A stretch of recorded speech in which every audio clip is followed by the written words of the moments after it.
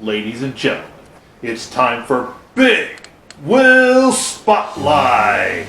We're gonna discuss movies the Oscars don't care about. We're gonna discuss movies that you care about. So go ahead, get yourself something to eat.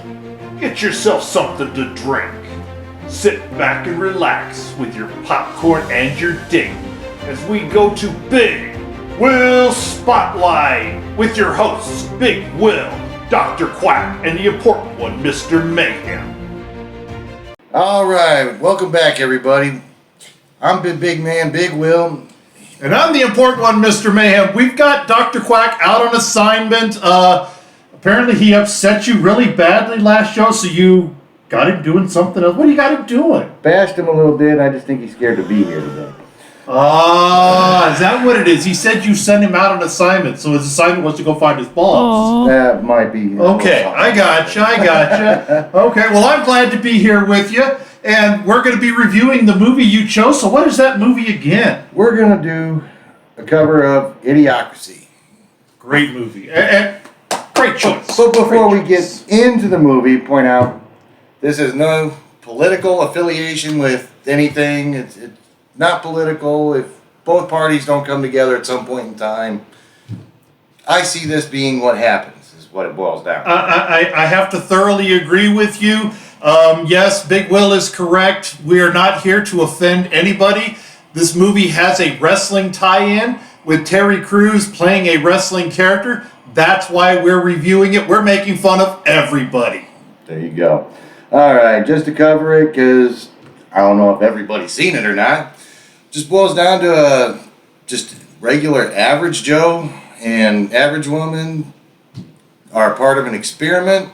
They're only supposed to be in a hyperbolic chamber, sleep, whatever, for a year to see how it would affect the human body and everything like that. Well, the experiment ends up getting forgot about, and they're buried for like 500 years. 500 years, exactly. Luke Wilson was Joe Bowers, who was the average Joe. And Maya Rudolph, they couldn't find an average female in the military. It was a military experiment. So they hired Maya Rudolph as a prostitute. Or Yeah. her name was Rita in this movie. Yes. So they were buried for 500 years, get woken up in the future, and like I pointed out, this is where we're not being political. The world has gone to hell.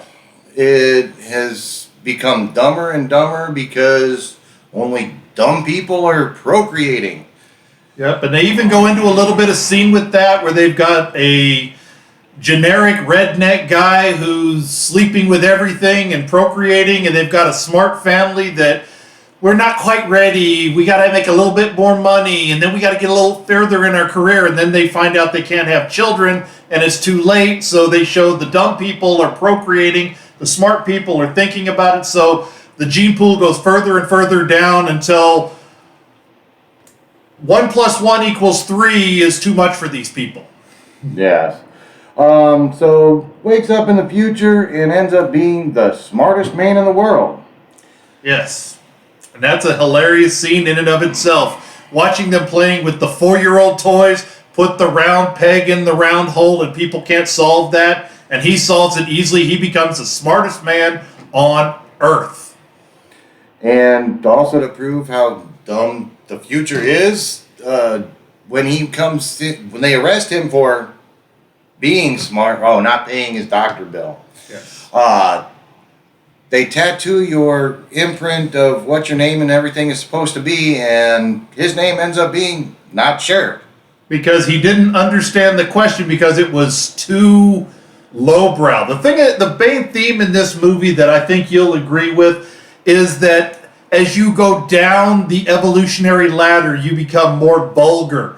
Starbucks becomes Starbuckers, and then it becomes another name, a little more blue. We're trying to keep this, a little more PG. Yeah, it's PG, so we won't mention what Fuddruckers become. Yeah, but it's everything goes down, and everything is about sex, and everything is about, commercialism, and the attorney, Dax Shepard. His first name is Frito.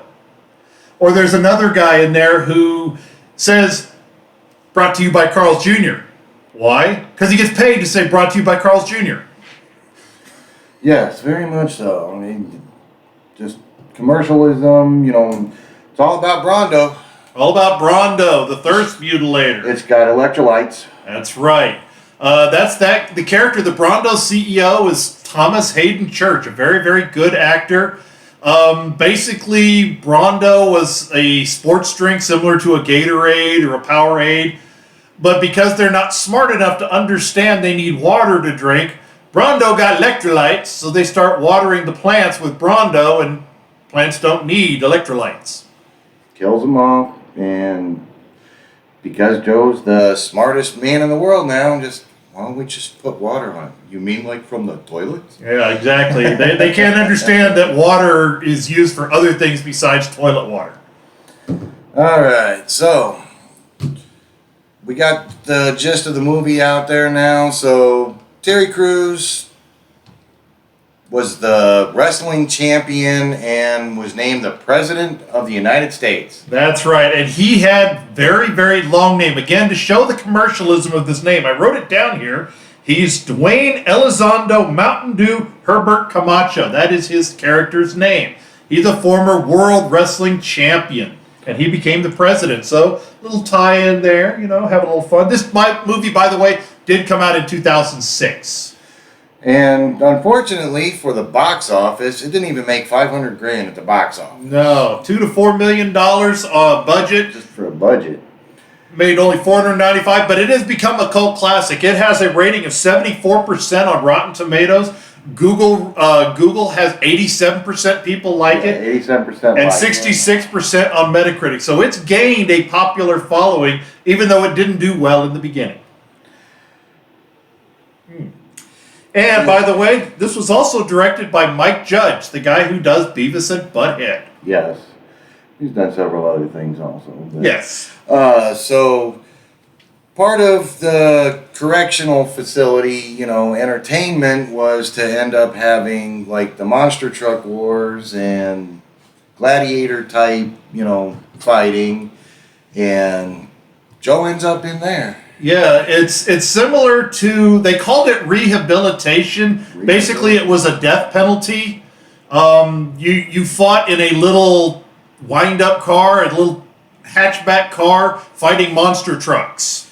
Yeah, that was what the intent was. And the top rehabilitation officer was a guy named Beef Supreme, played by Andrew Wilson.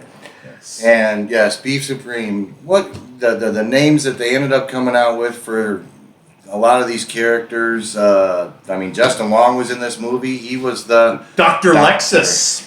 Dr. Lexus. Yes. Brondo. The rapper that had here, the pimp for Rita's name was Upgrade. Upgrade. But he's a rapper named Scarface. He's from the Houston area where we're filming. So we're going to give a little love out there for Houston. But when they go to the future and Rita's looking to try and find him because she's so scared that he's going to be there, she goes on to the information center and says, Upgrade. And the computer says, there's 486,000 references for Upgrade. Oh, the Carl's Jr. machine. That's one of the highlights of it, too. Yes. Basically, the woman ends up not getting what she wanted, so she tries to stick her hand up in there, so now it calls the police on her to come and get her. Yep. And the computer just sits there and says along the lines of that basically since she's trying to steal from the machine now, they're going to take her kids away. Yep. And give them to Carl's Jr. Yep. But again, to show they have another funny scene about how low intelligence level is. Rita's trying to figure out how to make money because everything is now done electronically and she doesn't have a bar scanner. So she tells a guy that she's going to ignore him. He's the best ignorer. She's the best ignoring he's ever going to have. And he thinks he's getting lucky. And he comes back and gives her more money to ignore her. Every day. Every day. Yeah, and they really use the commercialism here. Costco, everybody knows Costco has everything. Well, the attorney, Dax Shepard, Frito Pentejo, he's telling people that there's a time machine where they can go back in time and get back 500 years. Well, at Costco, the time machine is an amusement park ride. Yes. They really have no clue. And they even make a joke that because he's so smart, they call him gay because he talks like he's smart, and they don't understand. He's trying to communicate with him. It's the whole joke. We speak English, but we don't speak the same language. Yes. And again, I'm just keep saying yes because it's like such a great movie. It's like it's got so many points to try and bring up, and it's just like, okay. All right. Yeah, I would agree with that. So let's go into. We both love this movie. We've seen it many, many times.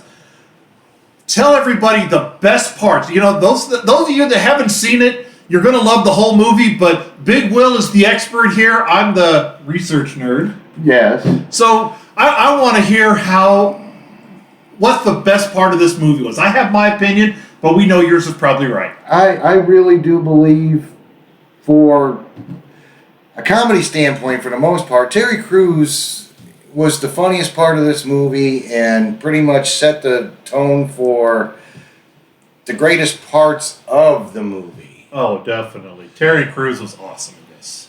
And then, I mean, besides, if you go into the background and just sit there and, like, I could see this really happening with, like, the military forgetting about them being there and them being buried for 500 years. Yes. It's just, over the top with, like, wow. I don't want to say it blows your mind, but it's just like, hey, that could really happen. Yes. Coming from the military, we've seen things that the military was really, really high on, and then all of a sudden things changed and it was forgotten about like the next day. Again, this was a military experiment. They were going to test sending soldiers 1 year into the future to see the effects on it. But the mission got closed down like 2 days after they got put in suspended animation. And it got forgotten for 500 years. That kind of thing, that military kind of stuff does happen. People forget about things. And it was done in a funny way, but it was done for a good effect. And then with Maya Rudolph and Joe, Luke Wilson. I keep calling him Joe and her Maya Rudolph. It's okay. It's okay. Them, finally figuring out that they could be together kind of thing. He becomes the president. She's the first lady. They start having kids. Yep. I mean, it's a great way to leave the movie off. But, I mean, there are several people in this movie, and it's just... It makes a tone for what could truly possibly happen, and it just, that's where the mind-blowing part is that you could almost, after watching this movie, see, wow, that is really starting to happen right now. Yeah, I put this movie and Demolition Man as two of the most prophetic movies without realizing they were as prophetic as they were. When you look at Demolition Man, you see everything's going to being one product. You can see the sanitization of California, where everybody, the joke that Dennis Leary does. I'm a 47-year-old virgin with a kimono singing, I'm an Oscar Mayer wiener. You can see that happening in California. And that's why I say Demolition Man is perfect, but this one too. Yeah. As the IQ level goes down, as everything goes to the lowest common denominator, you can see if we would be alive in 500 years, this is probably not far off. No, it wouldn't be. Even the name of the hospital, it's St. God's Hospital or whatever, and it just falls off on the side and just starts trailing down. Yep, and the trash everywhere because they're not smart enough to figure out how to bury it or how to recycle it. So there's big, huge mountains of trash. Everything is made out of plastic. They're called domiciles instead of domicile, because they don't know how to say it right. The sweeper in the corner, the Roomba, vacuums one area. Your floor is clean. Your floor is clean. Because they can't figure out how to turn. Water fountains have Brondo. Everything is you don't have to think. You don't have to write. The government brands you, and that's who you are. I really can see in a couple 300 years that being the way of the future, and I really hope it's not. It's all we can hope for. Oh, we can hope for the Jetsons' future a whole lot more. But yeah, products and countries and everything like that just all need to start. I can't really say come together because that would move it towards this happening with like Taco Bell and Carl's Jr. and Costco. Yeah. But you know, to have your own independence, be able to go out there, do your thing every day, and just spay and neuter your pets. There you go. Bob Barker has it right. Spay and neuter your pets. I don't want to go further than that. Yeah. All right. Well, we covered that. We kind of failed with the editor again. He did make a comeback with the original of our video coming out this past week, having just us covered with Terminator 2 little tidbits. Yeah. And redeemed himself. He did redeem himself He redeemed quite himself. well. I think him paying you $500 also helped. A little bit. But in all of that chaos and everything like that, we didn't get the movie choice out there for a vote. Of course, we didn't go through and pick one for putting out for a vote for the one after that. We still have the Roddy Piper choice, or do you not want to go that route? Well, we're not going to go that route. We're going to get it set up better for the voting. All right. Because, again, we kind of messed up. So, yeah. I see the editor shivering. I was told to be a little nicer. So, next week we are going to do a cover of Highlander. Okay. I'm picking that one. This is truly my choice on my own. It's my favorite movie of all time. But for a vote for the next week after that, so that way we know what to announce to do the next week. What movie would you like to have in there? I'm still a big fan of. You don't see it often. I would love to see a review of They Live, the Roddy Piper movie. So we're gonna set up a voting booth. All right. That's one of the things we'll get Dr. Quack to do when he comes back. But if he comes back. So we're gonna have, since he's not here to put his choice of a movie out there. We're going to cover Highlander next week. The week after that, with the voting, we're going to do They Live or The Longest Yard. How about that one? The Adam Sandler version or the Burt Reynolds version? The Adam Sandler one with all the wrestlers. All righty. All right. So you're going to let us know, folks. It's going to be, after Highlander, are we going to be reviewing They Live, or are we going to review The Longest Yard, the Adam Sandler version? All right, everybody. Think that's the end of this show? I think so. Thank you again, Mr. Mayhem. Thank you. Big Will, everybody. Let's give it up for Big Will. All right, everybody. You better be clapping over there. All right, everybody. See you next time.